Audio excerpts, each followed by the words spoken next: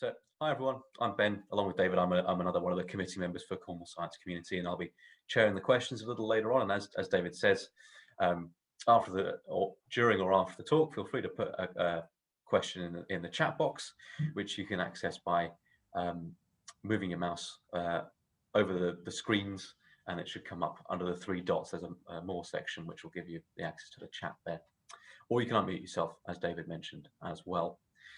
Before we start, thanks to those of you that donated when you signed up to the event. That's always very nice. We always put the vast majority of the donations we get go towards a chosen charity. At the moment, I think we've just started on supporting Saving Esther, which is all about the Cornish native oyster. We did a talk with Regen, who is running all of that a few weeks ago, and you can find a talk for that on our YouTube channel. This week we have Paul from PK Porthcurno. Some of you might know it as the Telegraph Museum, and we're going to get to the talk in just a moment. Just to highlight, I noticed there's quite a few regulars along today, and good to see some new names as well. If you want to get more involved with what we do at the Cornwall Science Community, we have a series of different opportunities available on the Get Involved section of our website at the moment. And if none of those suit you, we're just interested to hear from people who might want to get more involved. So please feel free to get in touch with us. And actually with PK Porthcurno as well, there was hopefully an increasing number of opportunities as we learn how to live with COVID and things like that. Hopefully have an increasing number of opportunities available there, and you can get in touch with them via their info@Porthcurno email address that's available on the website as well. Anyway, I think that's enough waffle from me. So for now, I'll pass us over to Paul. So this was due to be our 150th anniversary year, and obviously all of our celebrations got put on hold. So maybe we'll be celebrating 150+1 next year, which would be a thing. So there were lots of really exciting things lined up that we hope to still be able to bring to people. So I'm going to run through that 150 years fairly quickly. Normally when I do this with a school group or anything, I'll flip between running through the timeline and showing some of the things back here. But what I'll do, I'll run through the timeline quickly, and then we'll start looking at some of the science behind how the telegraph works and try and bring the story right up to date and how we managed to communicate with ourselves or with each other this evening now. So if I go on to share screen, we've got 150 years of history over here, and we're going to try and run through it fairly quickly. The story begins really more than 150 years ago, in the late sort of 18th century, when people started making discoveries about electrical currents and what they could do. And Hans Christian Ørsted found out about the magnetic effect of a current, and then people thought, oh, that's handy, you can send signals. And you would have had short distance signaling in like houses. You probably see the remnants of them in doctors' surgeries that are still based in old houses now. But by 1839, they had a telegraph connecting Paddington Station to West Drayton, just outside London, because one of the first obvious uses for a telegraph over a longer distance was to let people know the train was on the way. And of course, one of the other things they discovered through that was that different towns had the minute hand on their clocks in different places at the same time. People kept mistiming things with the trains. There's a famous story about the first train in Bristol from London being missed by the mayor because Bristol's 10 minutes behind London when you set your clock by the sun. So you would have found a lot of clocks in towns. There was a famous one at Temple Meads for quite a long time with 2 minute hands on.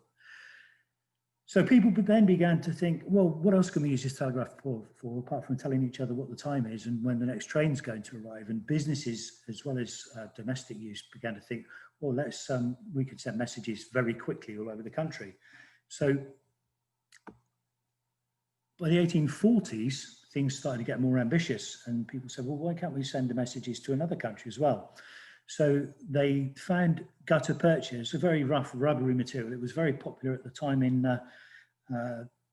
false teeth and inside golf balls, but it turned out to be really good for insulating and waterproofing cables as well. So after a few tries, they managed to get a waterproof cable underneath the English Channel and send messages from Dover to Calais. A few people thought they'd caught a new species of fish on the way, but by 1851, you could communicate from Dover to Calais, and of course then from anywhere in Britain to anywhere on the continent, because once you're on the continent, you can go over land. So the vision of uses for communicating around the world was driven really by businesses and by empire. So John Pender, who became Lord Pender, wanted to set up a cable for business use across the Atlantic, among other things. And of course, in the other direction, there were cables going all the way over to India, so that by the time the mid 19th century here, the time it took to get a message to a far-flung outpost of empire over in India went from about 6 weeks to about 9 minutes overnight once the cable was fully connected. It took a few goes to get cables working properly across the Atlantic. SS Great Eastern was involved in it, but eventually there was a reliable cable, and Pender was looking for a good place to put the cables out to sea. Falmouth would be popular because it was busy, lots of ships went there and things like that, but it turned out the ships were a problem because you would keep breaking the cables with anchors and fishing nets, all those kind of things. So at Porthcurno, not only do you save a few miles of cable under the sea, you also have a very, very quiet place, because almost everything that's in this valley at Porthcurno arrived here because of the telegraph cable, not the other way around. It didn't come here because there were people here to work on it. It came here because there was nobody here to break the cable under the sea. So over the years, there were lots and lots of developments, and then a rival as well, when Marconi sent his radio message across the Atlantic from Poldhu, just around by the Lizard. We won't go into it this evening, but there's one of an early story of industrial espionage involving a stage magician and all sorts of shenanigans between the cable company and Marconi's radio. Big gap now, big jump to 1941. Lots of interesting things happen in the meantime, but one of the things that we have up in the museum there is an axe that was used over in the Indian Ocean by some people from a German warship during the First World War to cut some cables and smash up the equipment. So when it looked as if there was another war approaching in the late 1930s, a decision was taken to dig some tunnels into the cliff here at PK and house all the telegraph equipment in there, kind of a ready-made air raid shelter inside the cliffs. And that was completed in 1941. And a good thing too, because the headquarters of Cable and Wireless in London was bombed, and a lot more cable traffic came through Porthcurno then, even than they were expecting. And if you come out to visit us here at Porthcurno, you can actually go, well, actually, I say that, at the moment, you can't go into the tunnels because of spacing, but in normal circumstances, you can go into the tunnels, you can actually get right to the top of the cliff from inside the tunnels. Let's find it. In 1950, as well as being the cable station here, it became a training college for telegraph engineers from all around the world. Eventually, there were around 100 students from the UK, from West Indies, South America, the Middle East, and all over Africa and Asia. People came here to Porthcurno to train, to run telegraph stations. Things began to change after about 1956, when the first transatlantic telephone cable was completed. And gradually over the next couple of decades, more and more people got telephones at home. So the telegraph and the use of telegrams went into decline, if you like. So by 1970, there was not really any need for a cable station here anymore, but the college remained, the training college for cable and wireless, for a few more years.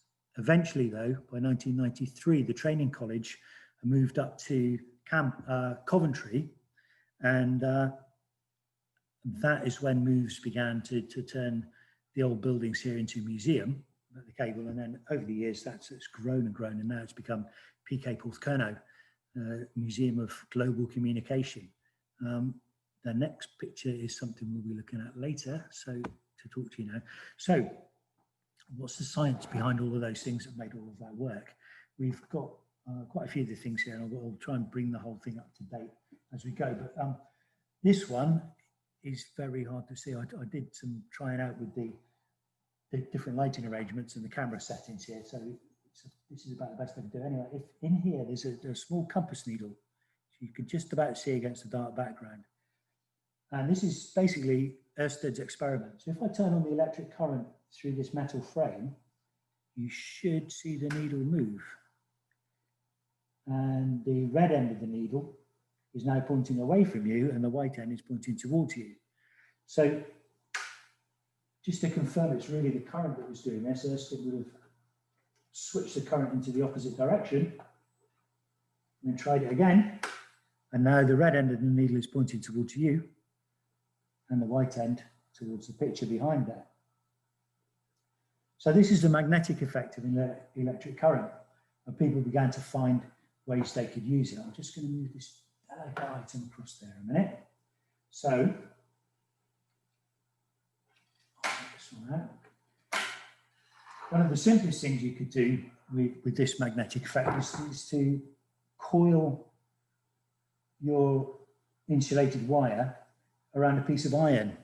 Iron being a magnetic material helps to concentrate the magnetic field. So if I turn the current off, and put this little hand on there, it falls off, as you would hope. But if I switch on the current, that stays, and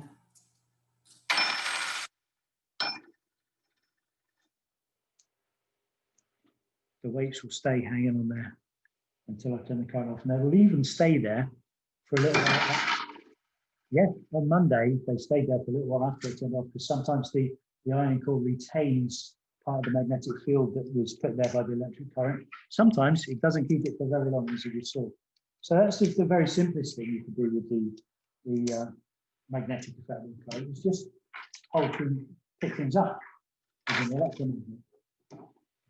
So that's thing number one. So once you can do that, if you set something up that's got some kind of a spring on it, it will then go back to where it was before the current was switched on, and it will click. So you can make noise. So when you've got something like this, if I do this, it's a switch for the current, and I can make a similar apparatus at the other end of the circuit click when I turn the current on and off. When they first started to do this, they would need to switch their apparatus between send and receive. So they would be on send the message, and then receive, they would listen for the clicks. And when they started using things like this, around the middle of the 19th century, that's when Samuel Morse invented his Morse code. And there's a little bit of a tragic story behind that, which we may have time to go into later.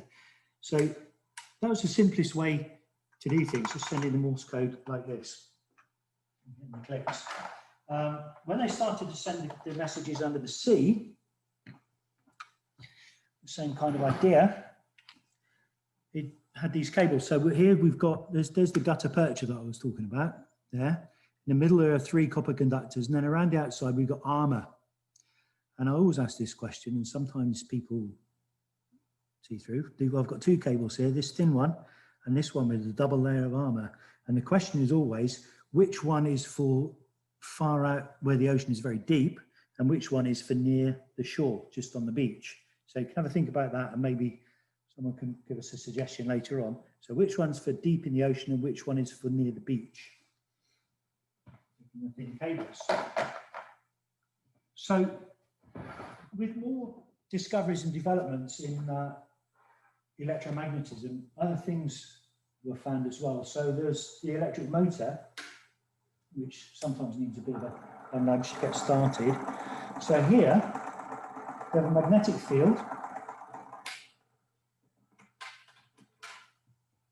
We have some coils of wire there. So when the current flows through the wire, there's a magnetic field in the wire that's attracted to one side of the magnet, repelled by the other, and the whole thing spins around. It keeps spinning around. It's a very clever arrangement at this end to help make sure it can keep turning and the current can go through, so you're not twisting wires up all the time. Now the motor is using energy from electricity and a magnetic field to produce motion. So the obvious thing to think then is, could we do that the other way around? So we have the dynamo. I've got to remember, there's a little LED in this, so it only lets the current go. There it goes. So using energy of my motion of my hand now, a conductor, magnetic field, I'm doing the energy transfer of the motor in reverse. So the mechanical energy from my hand is being transferred to electrical energy in the coils, which can then, like the LED in this case, or if you do it on a big enough scale, power the entire world. So I've got another thing to show you that is related to that, way, that I'm just going to let you think about. So I've got, if you'll see the whole thing, I've got two nice magnets down here and two tubes. Now you have to get the timing from me, I think. If I drop the magnets into this plastic tube, I drop, they land. Whereas if I put them into this copper tube, same length, same diameter, I drop, they land. So the question for you there is, why the difference? Why do the magnets fall so much slower through the copper tube than they do through the plastic tube? Store those on there so I don't lose them. So these discoveries and inventions to do with the electromagnetic effect led to lots of very interesting and inventive, a lot of ingenuity, I think that's the word I was looking for, in telegraph equipment, because it turned out, not surprisingly, that the further you went along a cable, the weaker the signal was, so that you needed something much more sensitive than the apparatus I showed you just now to detect the current. So up in the museum, too big to bring down here, we've got some very big mirror galvanometers that can detect really, really tiny currents. One of the problems with them was that they went very slowly. So the needle or the light that signaled the current would move at about this speed. So if you're trying to look for dots and dashes of Morse code, it's quite hard, because if it's going really slowly, a dot or a dash could take ages. So they decided to make the cable code, rather than dots and dashes, the galvanometer moving left or moving right.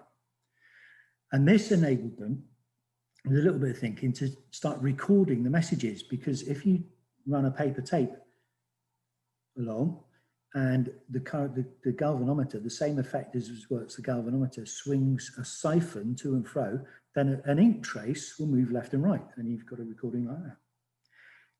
The next thing they thought was, well, why not punch holes either side of a sheet of paper for the dots and the dashes, so that as well as a recording, you could run the piece of paper through and an electrical current will go through the holes but not through the paper, and you could use that to send a machine. So rather than having a key message with a kind of a two key Morse sender, you could just run the paper tape through a machine and the machine would send a message. So you could use a keyboard like a typewriter to produce the paper tape.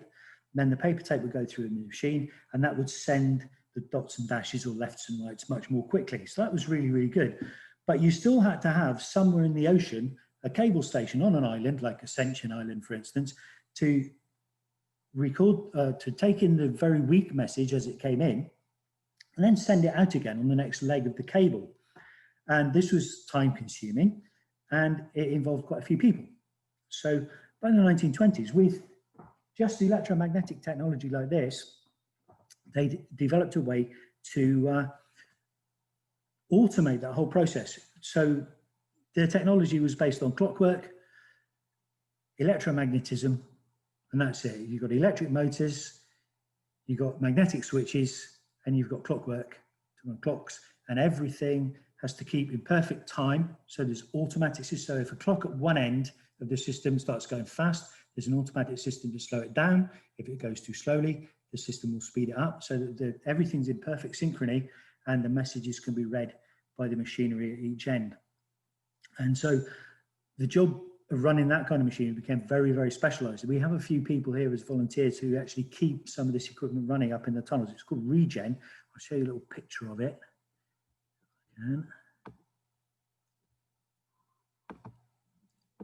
And there's Regen. So it takes up about half the length of one of the tunnels, and it's a simulated system of what would be in other countries. And we were lucky, very lucky, to have a couple of some people here who can keep that working. Understanding how it works is reasonably easy. Actually keeping it going is much more difficult. Okay, so that's Regen.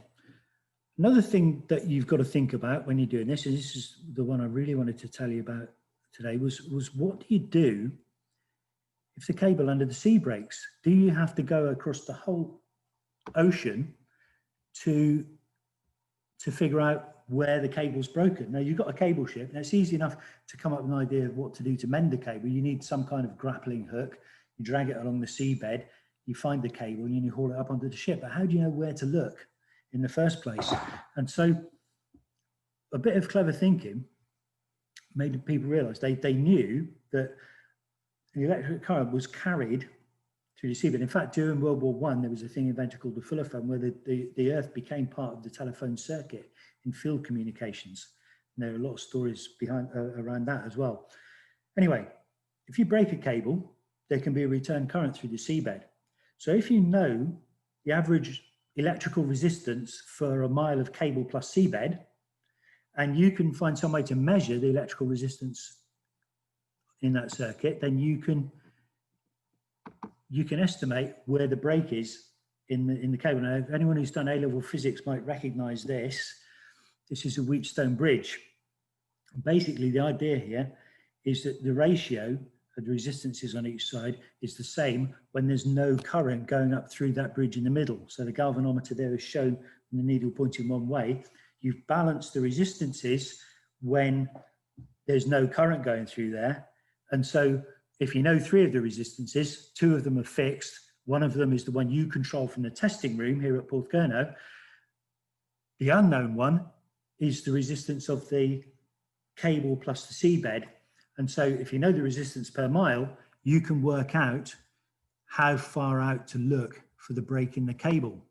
So the principle, if you've done it in a nice physics classroom at school, is reasonably simple. You measure the ratio of the resistances, you do your calculations, you can find the thing. There were, however, quite a few complications, because there are currents induced once you've got a bit of a leak in the cable. Seawater and the copper can make a battery, and so you've got voltages there that you won't have accounted for back in your testing room.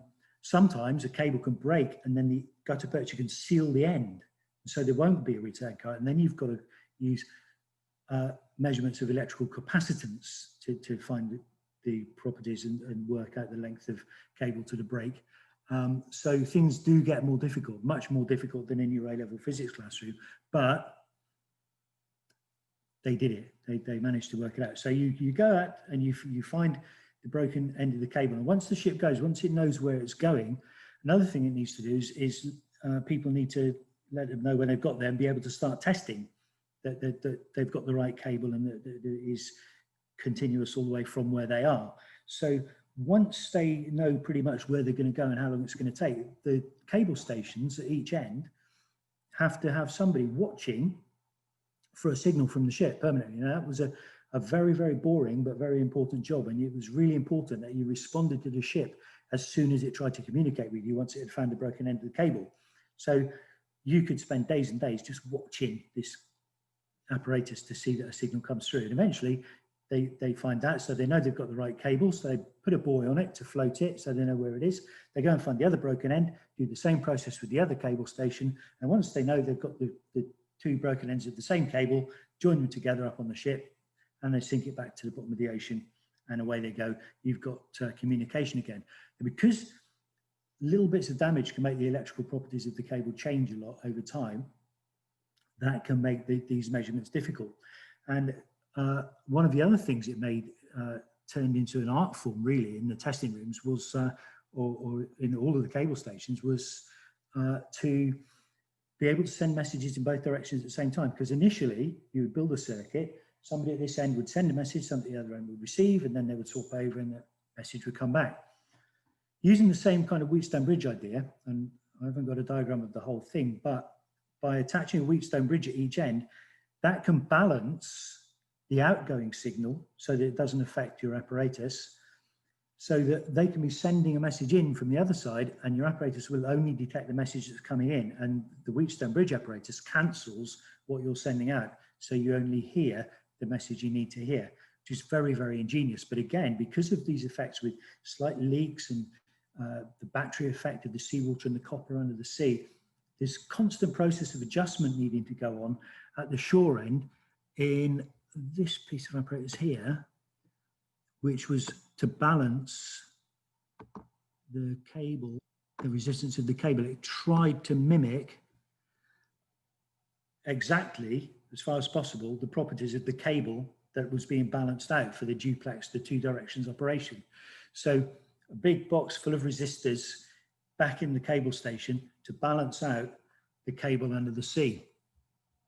So there was quite an art form, a lot of intuition as well as knowledge and expertise in keeping that balance between the artificial line and the line under the sea. So a lot of inventions went on. So eventually, after the telephone came in, we've got rapid development started in the last part of the 20th century up to today.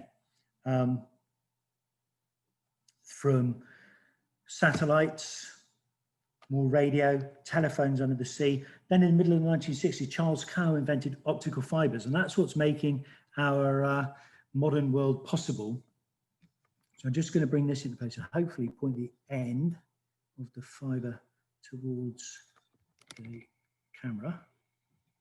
Just move it down this way a bit. There we go. I've got to find the other end, which is here. So I'll take this other end and this torch. And if I shine the torch into this end of the cable, hopefully you will see there. You see the light coming out your end? And off, on, off, on, off. Brilliant. So that's basically what we do today. We send the messages through fibre optic cables. And of course, being a modern world, once we've invented something so fantastically useful, we have to turn it into a toy. So that's where you'll see most fibre optics in everyday life, just little bits of plastic, when you go to the pantomime, if the pantomime ever comes back. So that's how we do things today, fibre optics. Just to show you that you can carry a signal on a light beam, I've got here a laser and a laser detector and an iPod. I've chosen this song for a reason, or this tune for a reason. You should hear it.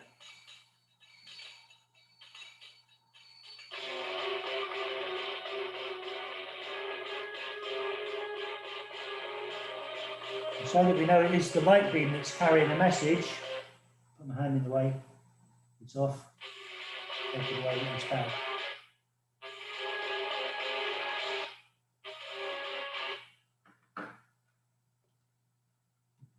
Now, the thing with your optical fibre is it manages to keep that light signal inside the fibre all the way from one end to the other with very small losses.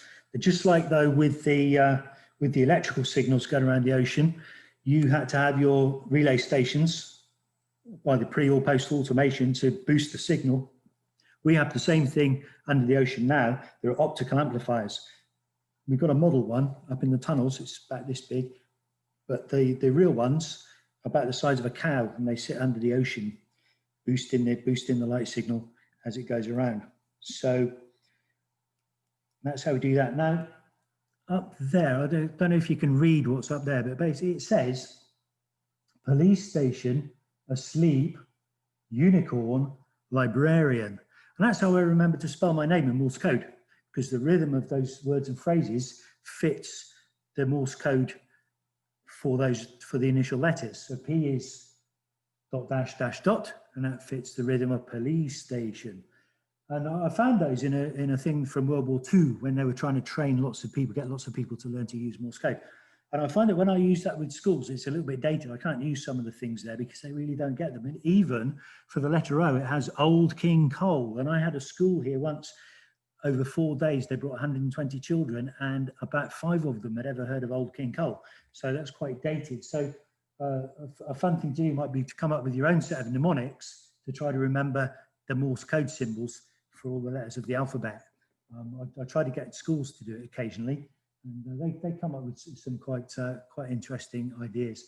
I've tried looking on the internet for some modern versions on it, and some of them are really strange because they come up with a phrase that's the right rhythm, but they don't start with the right letter. And then there's a whole chain of association to try to get from the phrase to the letter it's supposed to be. And I don't find that very useful myself. So we do that. So we've gone from very simply holding things onto other things using electric current to be an electromagnet to communicating instantly all around the world. I mean, it's really, the development now is at least as rapid as it was when the Victorians first built the telegraph, maybe more so. We've gone from really the first mobile phone in 1983, the first smartphone in 1992, Skype for telephone calls only in the 21st century, and Skype free for video calls not until 2013. So things are going really, really fast now. But underneath it all, although I mentioned satellites earlier on, 97% of all the internet traffic in the world is going through cables under the sea. So basically, the idea that the Victorians had, code with 2 symbols, send some kind of signal through cables under the sea to get all around the world, exactly the same for us now as it was for the Victorians and telegraph. So you might want to think about what it is, what developments have made it possible to send so much information so quickly, because in principle, we could do all of this with Morse code, but we don't, because it would take far too long. We can do it much, much more quickly with the methods that we use. So you can think about what are the differences that make it possible to send so much information so quickly, almost instantaneously, all around the world to anybody. It's not the principle that's underlying it, because that is a 2-symbol code and cables under the sea, exactly the same as the Victorians had. So that's really 150 years of history and a little bit of technology in a short amount of time. So there you go. And if you want to see more of it, please do come out. Remember, it's free entry at the moment, and there's loads to see and still a few things to do up in the museum and the tunnels. Brilliant. Thank you very much, Paul. What a fantastic talk. And well, I don't think we've ever had so many demonstrations of things in a talk as well. That was brilliant. And like you say, it'd be great for people to get along and get to the museum. Did you say earlier you should book ahead if you can? Yes, if possible. Yeah, you can find details on the PK Porthcurno website. Fantastic. Okay, brilliant. Well, for those of you in the audience, I'm sure many of you here today are seasoned veterans now of Cafe Sci. But if you have questions, please do put them in the chat, and we'll get to that. I noticed Chris and Robin put one in fairly early on, and it was something that caught my attention as well. Was they say, I think we'd really like to hear the story of the industrial espionage and the magician to do with Marconi, I think it was. Masculine family, they just. I think the first Masculine was a stage magician in Victorian times, and there's a whole series of descendants of this guy, and the final one ended up in the Second World War, and he's meant to have made the whole city of Alexandria appear somewhere else during the Second World War, so that some empty place got bombed. And some of the stories about him, I thought people think must be made up, but some of them may be true. But the original one was when the radio first started to be a rival to the telegraph. Maskelyne came along and listened in to some of Marconi's radio messages. And then the cable company was able to say, well, you customers should stick with us, because anyone can listen to what you're sending on the radio, but our cables are lovely and secure under the sea, so no one will listen to what you're saying. Kind of like we get with VPN companies now saying, keep all your data secure with them.